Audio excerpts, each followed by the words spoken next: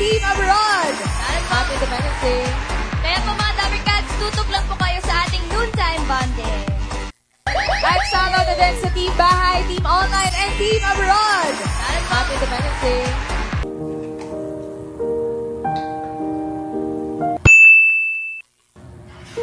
Adobo, sinigang, lechon, kare-kare, dinuguan, pansing, tinola, gulalo,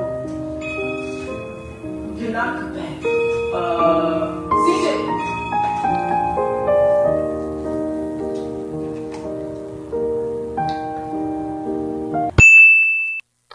Welcome back mga ka-altab. Ito na naman po ang inyong lingkod, si Mr. Destiny. At syempre panibagong update na naman po tayo. Panibagong mga kaganapan kina Alden Richards at kay Maine Polkerson. Alam niyo po ba na trending po itong video na to?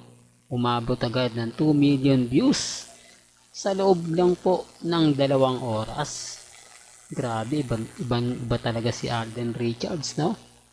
Sabi ko nga po sa inyo, kaya nga po yung iba nagre-react po sa mga ina-update natin eh. Sinasabi nilang hindi sikat si Alden, si Mengay, pero bakit talagang kapag ka ibig kong sabihin kapag ka nasa social media, sila yung topic, sila yung pinag-uusapan. The real talk to mga ka-altab. Kaya nga sabi ko sa inyo, dito lang po kayo sa channel ni Mr. Destiny. Marami po kayong mapapakinggan. Marami po kayong mapapanood, mga bagay-bagay na nakakatuwa, mga bagay-bagay na kayo na rin po mismo ang magpapatunay at magpapatotoo patungkol po kina Alden Richards at kay Maine Polkerson. Sa totoo lang po, yung pagpunta ni Mengay sa Vietnam, normal na lang po yun eh. Di po ba? Alam naman natin at hindi naman lingid sa inyong kaalaman na si Maine kapag nawawala si Alden o umaalis si Alden pupunta ng ibang bansa, di po ba agad-agad nawawala rin sumusunod si Mengay? Hindi po ba? Gaya nga ng sinabi ko sa inyo nung una mga ka-altab, kung matatandaan nyo nung shooting po ng Hello Love Again, hindi po ba sinabi ko na si Mengay aalis ng bansa, pupunta sa susunod kay Alden? Anong sabi nila? Hindi daw po. Kumbaga, mananatili lang daw po rito at kawawa lang daw po ako dahil magiging fake news lang daw po lahat ng sasabihin ko. Hindi real talk yan. Pero nung lumabas po yung totoo, wala. Hindi po ba? Wala naman po sila nagawa kundi panoorin na lang ako. Hindi po ba? Hindi naman na pwedeng sabihin na naku, nagkamali kami Mr. Destiny. Lahat pala ng sinabi mo okay, lahat pala ng mga ina-update mo totoo siya. Walang pupunta ng ganon mga ka-altab. Kaya nga sabi ko sa inyo, mas marami pa rin po sumisimpatya kay Mr. Destiny na kahit sabihin ng iba na walang katotohanan, wala naman pong problema yun eh. Kasi sa akin, importante lang naman po maging updated. Importante lang naman po lahat ng mga napapanood ninyo, napapakinggan, lalong-lalo na nga po pagdating kay Mr. Destiny, na 101% legit po yan. Hindi ko po yan inedit. Wala pong editan na nangyari.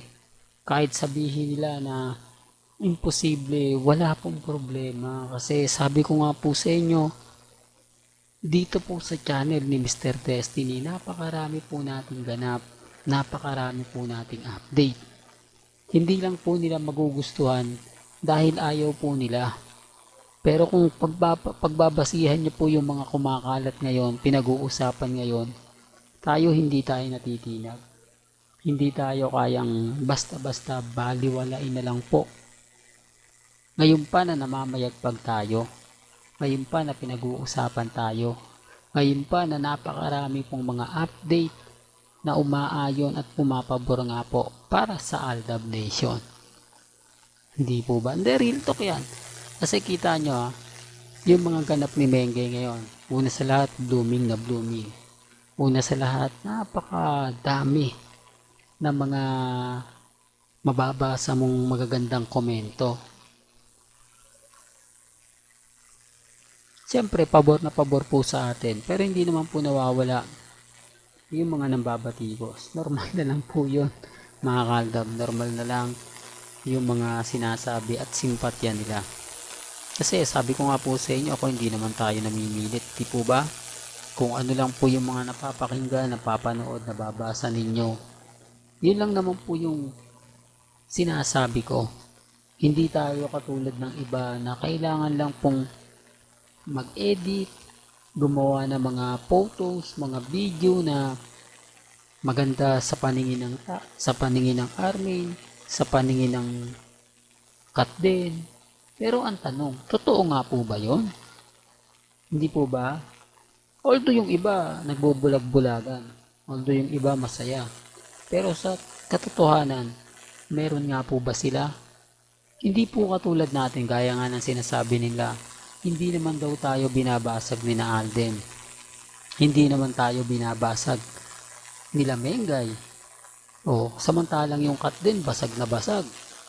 O, hindi man lang makaporma na, bakit walang nag-a-update sa Katden ngayon? Bakit parang basag na basag ang Katden ngayon? Bakit parang hindi na pinapansin ang Katden ngayon? Paano nga pong papansinin, mga kaaldab? Talagang wala na. Yan ang katotohanan na hindi po nila matanggap. Yan yung katotohanan na ayaw po nilang balikan. Na pagdating po sa Aldab, tayo po yung malakas. Tayo po yung bida. Tayo po yung 101% na mas marami pong ganap, mas maraming update kung ikukumpara po sa kanila. Kung ikukumpara po yung mga bagay-bagay na halatang halata nyo naman po, mga kaaldab, na wala naman po talagang patutunguhan. Wala po talagang kumbaga magbibigay ng mga update na talaga naman po. Hindi po ba? Sinasabi ko lang po ito, mga kaaldab, para lang po malinaw. Binibigyan ko lang po kayo ng kaunting idea, lalong-lalo na po ngayon na nakararamdam na po tayo ng muling pagbabalik ng Aldab Nation. Kaya nga po sa mga mamis, sa mga titas, sa mga senyor na hanggang ngayon talagang namamayagpag, hanggang ngayon naniniwala para kila Mengay at Tisoy. Mabuhay po kayo hanggang gusto po ninyo. Basta ako, tuloy lang po tayo. Basta tayo masayang masaya. Yun lang naman po yung importante. Yung maging updated pagdating po sa social media. Yung maging ganap pagdating po sa Instagram, sa Twitter at sa Facebook. Kahit anong sabihin nila, Aldab lang po ang malakas. Well, hanggang dito na lang po ang ating latest updates. Kaya kung gusto nyo pa po ng pinaka-latest at sariwang update, abay tumutok lang po kayo dito po sa channel ni Mr. Destiny para updated po kayo sa mga bago, sa mga latest na i-upload po natin maya-maya lang. Kaya kung bago ka lang sa channel na to at isa kang true-blooded Aldab Nation na nagmamahal kina Mengay at Tisoy, tama po ang channel na pinuntahan mo.